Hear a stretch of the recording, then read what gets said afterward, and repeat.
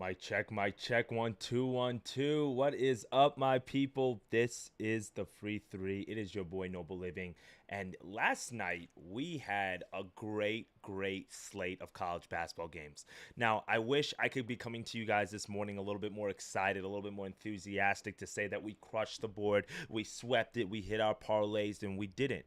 But the beautiful part about it is we have another day. We have another opportunity. And today we have a full slate of games, college basketball going on all night, some big time conference action. And my goal today is to bounce back from yesterday. Even though yesterday wasn't a bad day, it just wasn't as good of a day as we could have had. So today I'm going to break down 3 to 4 best bets for you guys on this college basketball slate. We're going to go pretty quickly here. Shorter stream today, about 15-20 minutes, just like an old school video where I'm going to pitch my plays. If you do have any questions, comments, concerns, drop it inside of the chat for me and I'll be able to check in. But for today, we're going to cover real fast what went on yesterday and then what best bets we got for today. All right, so let's head over to action real quickly and let's take a look at about how yesterday went for us here on the channel. So I'm pulling up my screen here real fast. Let me zoom in a little bit here.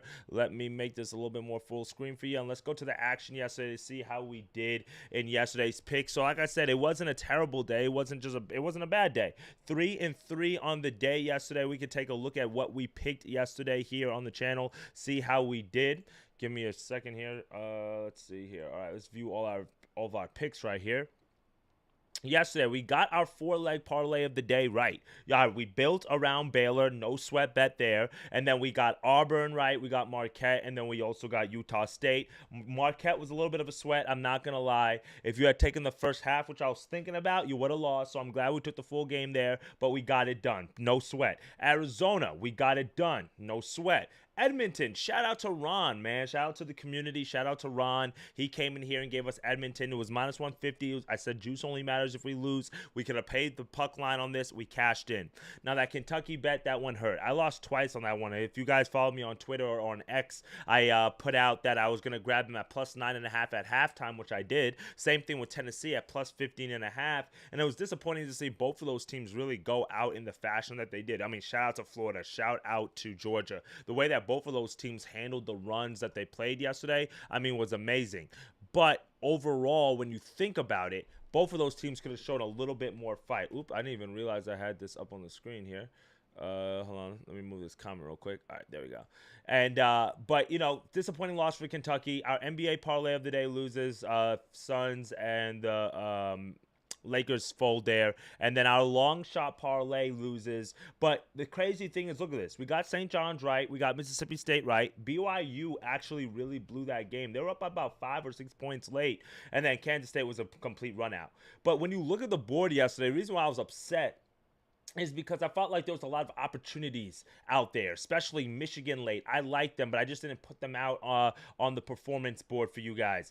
There was a few other leans that we had, such as Duke, and it was just we didn't really maximize the day as much as I really wanted to, but it's okay because today we're going to bounce back. We still have some time here. It started the year. We've been on an amazing streak. You saw that real quickly on the screen. 30-18 for the last week. I mean, you can't beat that. You see the streak that we're on here on the channel. So let's run it back today. I'm not going to yap too long. Let's look at the college basketball board. A lot of games that I really like, and I'm going to go back with my gut feeling like I did yesterday, okay? It bit me in the ass on Kentucky taking a road favorite. Yeah, and it hurt. But guess what? I'm doing it again today. And sometimes we're going to take underdogs. But for me, I like some of these lines. They are fishy. I told you guys to stay away from the fishy lines. But when you look at the narrative, when you look at these teams, some of them really shouldn't lose, like UConn today. UConn and Villanova, that's the game a lot of people are talking about. I get it. UConn is on the road. They've struggled on the road. Villanova has won 8 straight games. If you look at the numbers here as I scroll down, against the spread, UConn 2-3 on the road. Meanwhile, Villanova is 9-6 and 7-4 against the number at home. I do like the over/under numbers here. 11-3 to the over for Villanova compared to just 9-6 to the over for UConn, but 4-1 to the over on the road. I do lean towards the over in this game, but the bet that I'm gonna take, and I don't bet against Dan Hurley. I don't bet against the national champion, not because they can't lose, because they're not invincible. We saw that earlier this season. but this is a situational spot where I think we're getting a lot of value on them, and there's not many times that you're able to get UConn at literally plus value. So I would wait throughout the day because I bet some steam and some money is going to come in on Villanova, or you're going to be able to get Villanova live. I mean, UConn live at plus money, but I like UConn. Look at this. They've got the fourth longest streak in the country, winning 8 straight games. We know what happened right here. But besides this blemish in the Maui Invitational, which was played in Hawaii, and let's be honest, all right? Like, they got their asses handed to them, but I mean, if you're going to get your ass handed to you, let's have it in Hawaii. Since then, they've faced every team. They've beaten every team. They've shown what they can do in conference. They're 4-0, and obviously these conference games are not the strongest of the opponents, but at the same time, they are beating the opponents in front of them. And Villanova, yeah, they've been okay, but this is the thing. Every time that they've, like, got your hopes up, like a win against Cincinnati, a win against Temple, again, win against Seton Hall, they lose against Creighton. Okay, tough loss on the road. I get that. That's a conference game. They're figuring it out from the beginning of the season. 5th in offensive efficiency. But that defense is a problem. 180th in defense against a UConn offense that's 2nd in offensive efficiency. So yes, Villanova can score the ball. I'm leaning towards the over. This is UConn's game to lose. And there's going to be a tough fight. It's going to come down to the last final possessions. And that is where the difference is going to be made. Right here. Dan Hurley, and if we go back to Villanova against Kyle Neptune, and Dan Hurley is the better coach. He's a 2-time national champion. Connecticut runs sets. They run plays. They don't get flustered. That is the execution that you need down the stretch. I know that KenPom has this as a win for Villanova, 78-77. There's going to be sharp money on them. They're number 2 at hitting three-pointers, but they suck at giving up three-pointers as well. So if you suck at giving up three-pointers and you're facing a team like UConn that can shoot three-pointers just as well as you can, then it's going to come down to the coaching.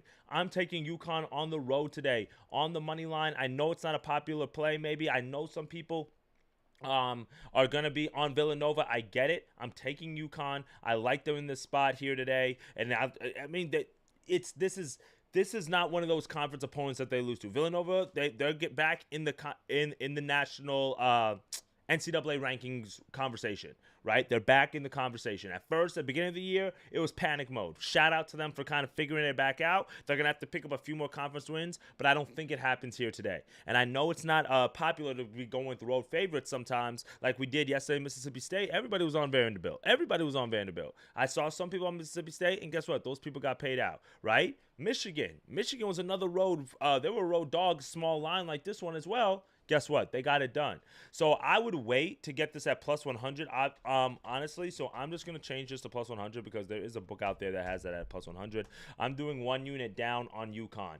That's the first pick of the day. Now, for the second best bet of the day, I'm going to go to another game, and this is a team that I've just watched. This is just which team is better, which team wants it more type of bet. And it might not be popular. You might not have watched one of these teams, but I am tired of the books giving us this line, and people are falling for the line. I literally have, I can't pull it up on the stream because it will black it out because it doesn't show you the messages, but like I'm a part of like this group that gives you like all these handicappers picks, like a lot of the people who pay for picks and stuff like that. So sometimes I scroll through there just to see what guys are on and stuff like that.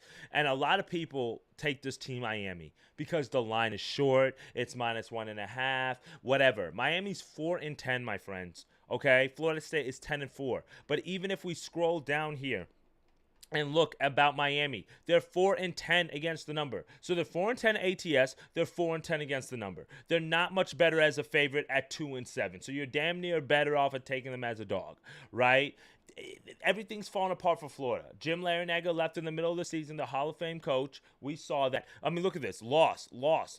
3 straight losses against the spread.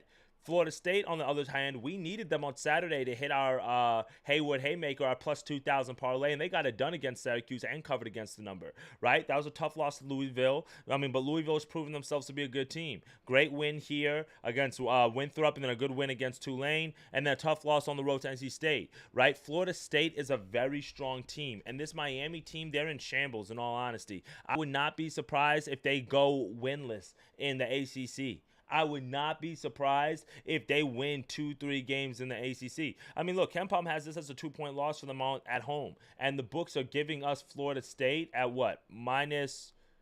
At plus 105, plus 105, I don't need the points. I don't need the points. I'm taking Florida State here, and don't overthink it. Miami is just in shambles, and the books keep giving us. We took Virginia Tech here, and Miami, they literally gave up an and one with 3 seconds left in the game for Virginia Tech to hit the game-winning shot.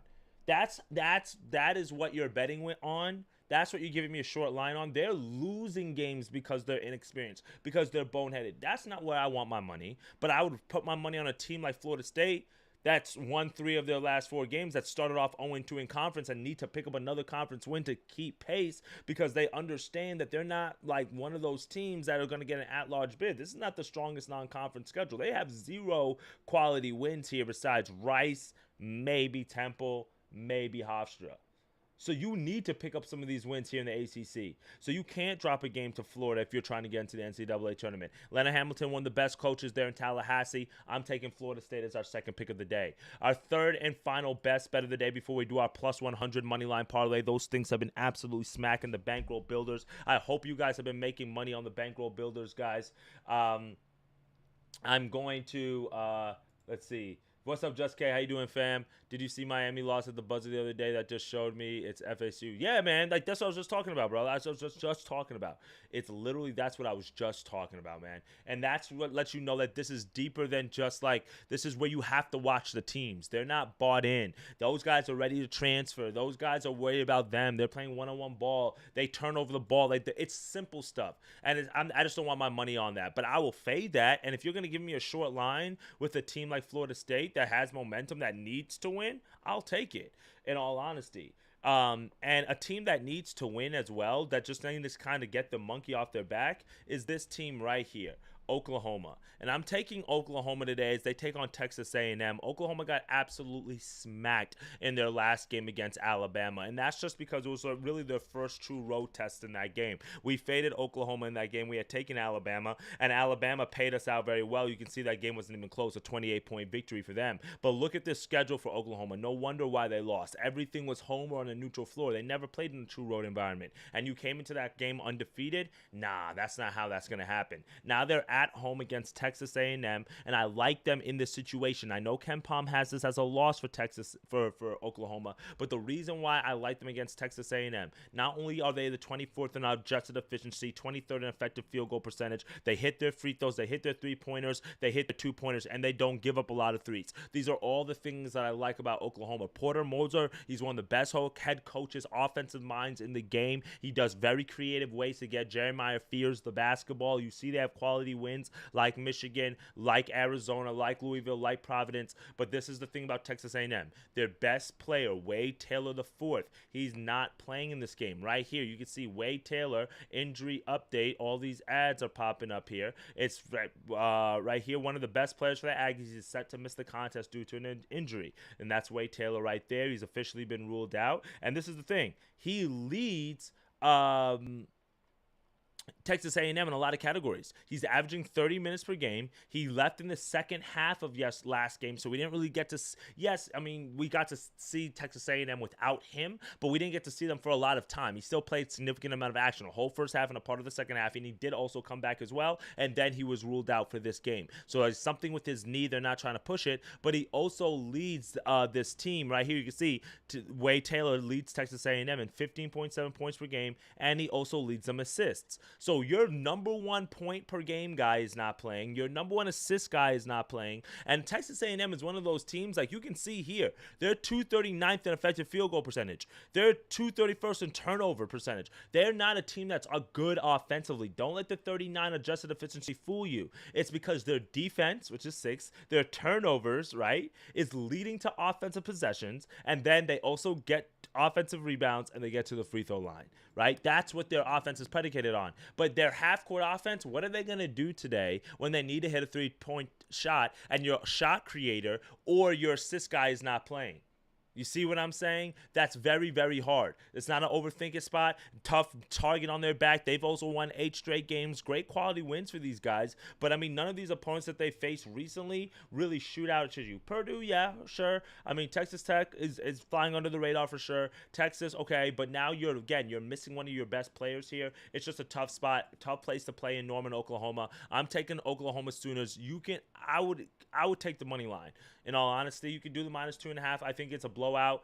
For the sake of the video, let's do a unit on this at -135 for Oklahoma on the money line, and let us go to our money line parlay of the day real fast. Let me zoom through this real fast. So 3 bets so far we locked in, guys. UConn at +100, Florida State at +105, Oklahoma at -137. You'll probably get at -135.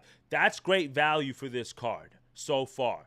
And I like it. I hope you guys like it. A lot of these games are pick'ems. But what I'm going to do is I'm going to load up a money line parlay for us, guys.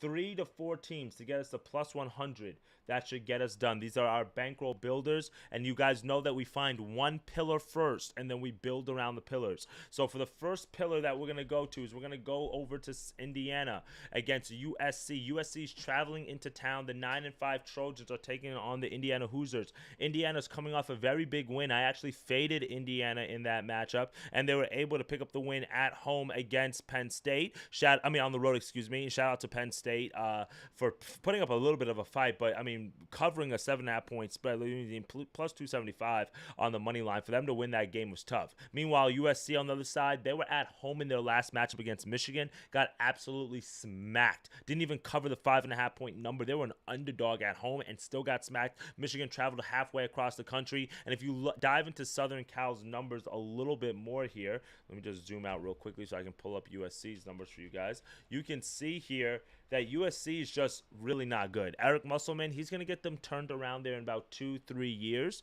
But overall, look at this quality of schedule. Oregon, step up in class, so they lost. New Mexico, St. Mary's, Cal. Anytime they really step up in class, besides this win against Washington, which was an impressive conference win on the road, I mean, and Washington's really not that good, if we're being honest. So it's not impressive. It's not impressive. USC, they struggle to hit shots, and because they struggle to hit shots, I think Indiana's going to get the win today at home outright. That is what we're building the parlay around, -300 on the money line. Now, the other favorites that we're going to throw in there today to get us to +100 real fast, we have a few on the board. The first one is Alabama. They're on the road at South Carolina. They're about 10-point favorites. Alabama's going to crush them. South Carolina, they're decimated with transfers. Everybody left from last year's team. That team was electric, and they have a really good coach, Lamont Parrish. He was at UTC when I was there. Shout out to him. He can make them be competitive, but Alabama's just too good. They can stretch the floor. They hit way too many 3-pointers, and if you can't score 90 points and you don't have the offensive weapons, which South Carolina doesn't, they're not going to win the game. Secondarily, Dayton, another team that has way too many weapons for their opponent. UMass, shout out to Coach Martin over there, former head coach at K-State, but UMass is just not that good of a team. We can see so far in the year, if we close this real quick, that they're 5-10. They've struggled on the money line. They've struggled against the number. I'm trying to see some of their recent matchups here. You can see they lost to Richmond. They lost to St. Joe's. Arizona State. Anytime they step up in class, they get smacked. Dayton just lost their last game. Nobody was expecting that. They were on the road, yes, but to see Dayton as big road favorites lose to George Washington by almost 20 points in conference, it's not hit the panic button just yet, but it is something that it's like, hey, we need to bounce back. We need to make a statement. We need to let this conference know, like, hey, we're not to be messed with. So I think Dayton wins this game pretty handily, and they cover on the money line. So those 3 legs so far get us to -115 odds. You can take that. Indiana on the money line. We've got Dayton on the money line, and then we also have got Alabama. The last leg that you can throw in there, you can do Wofford on the money line or first half money line. Wofford's going to smack Western Carolina. Western Carolina is terrible. They're terrible. One of the worst teams on college basketball. They're terrible. They're an automatic fate. But the other team that we're going to put in there is we're going to scroll down here to a late night 9 p.m. game. So that's why I put all those games early. So -115. What I would do is I would do like a unit on this 3-teamer right here, like -115, right? or it's minus 117. So I put like a unit on this, and then I would retain the same selections, and then so I can get to plus 100, and then you can add either Kansas on the money line or Illinois, and that's what we're gonna do. So we're gonna go two parlays. So we did one at minus 115, and then we're gonna do one at get to one to plus 100 here. So Alabama, Dayton. So you can see they're all at 7 o'clock. So that's what I like to do. I like to do the 7 o'clock all together so that way I can make my money and then I can move on to the next time slot, right? But if you have to wait all day, there's nothing wrong with that. But, you know, sometimes that's just, it's your way to double up on your money. So I made my money first and I roll things over. I do switch. So that's what we're going to do. One unit on that. Then we're going to throw Kansas in here for right here. Illinois right there, and then now we got one at plus 140. You see what I'm saying? So that's now even better value right there. Track that parlay, and that's our two for the day. You want to throw Gonzaga and San Diego State in there, and you want to wait all night for your money? Be my guest, right? Like that's what I do. So I like ladder my. I'll do like half a unit, and it's like a ladder up, and the but you got to have your solid legs. If Indiana loses, then that's tough. Or sometimes you could play around with your time slots. So that's it for us for today for the college basketball slate, guys. I'll drop a few NBA plays on X a little bit later as we look at the player props and the injuries out there. But for today, we're going to go UConn on the money line at plus 100. Florida State at plus 105 against Miami. We're going to fade Miami until the wheels fall off. We got the three-way parlay at minus 117 of Indiana, Alabama, and Dayton. And then we added some other money line favorites like Kansas and Illinois, against Penn State. If you want to throw Gonzaga in there, you can. But we just did these at 7 o'clock so we can make our money early so we don't have to wait all day for these, all right? And then we did Oklahoma on the money line as we're fading Texas A&M without Wade Taylor. That is what I like on the college basketball board today as official best bets for the free three. If we do I have a few more seconds here. Let me just see if there's any other marquee matchups that some people may want to cover real quick, or if you guys have anything in the chat. I do lean Bradley. I know a lot of people are on Drake. I do lean Bradley here. The reason being is Drake has the target right now in the conference, right? Let's be honest. A lot of people are talking about Drake. We saw their great start. They're 12-2, but their last two losses have come in conference play after starting off 12-0. They have the target because everybody's talking about that, you know, the D2 head coach and everything like that. Rightfully so. They beat K-State. But this is the thing about that team. Bradley is the big dog. This is their conference. Bradley is the team that's gone to the NCAA tournament several times in the last few years. So they're not just going to let Drake come in their home arena and just beat them like that. I'm not buying that. So I do lean Bradley in that game. They're more experienced. They have more size. And let me show you guys this real quickly. I use KenPom. I would highly encourage everyone to get a KenPom subscription. It's like $15 for the year. It's like stupid cheap. What you can do is you can go right here and actually click on the conference, and you can see Bradley's projected to win the conference at 15-5. Drake, I mean, again, shout out to their start, but right there now is when shit gets real. We're in conference time now, so you're giving me a short number on Bradley at minus 2.5, and more steams coming in on Drake. I'll just keep waiting for the line movement, but I would take Bradley today. Thoughts on the Providence game? Yeah, I got you, fam. Real quickly, I would look to grab Ole Miss a little bit higher live. I do think Arkansas does win that game, but Ole Miss defensively, I'm a big Chris Beard fan as well. I think that would be a tough one. So let me go to the Providence game real quick. Providence and Butler. I lean Providence here. The reason being is Butler's in that position where it's do or die. They're 0-4 in conference. And it's like, what do we do? Where do we go from here, right? We can see, what is that, 7 straight losses. And I'll be honest with you guys. Thad Matta, he's had his seasons at Ohio State. Obviously, you can see here, right? Elite 8, Final 4 run, Sweet 16, right? Like he had his moments. But when you look at the full body of work for some of the teams that he's had, he's just not been that good, right? He's just not been that good. And I'm just being honest. He's one of those guys. I feel like the committee gives people like a Tom Izzo, old Jim Boeheim, like some of those guys the benefit of the doubt, right? Like when they're on the bubble. I think Thad Matta is one of those guys. And to see that this Butler team has not been able to keep up in the transfer portal era, to see them not to struggle. I mean, and don't get me wrong, like their team, they haven't made the tournament since he's been there. And to see them lose 7 straight games here, like it's a fade for me. I would take Providence on the money line and parlay that with somebody a little bit stronger, just to not lay the. Yeah, I would take 2.5. That's under a bucket, or just take them live.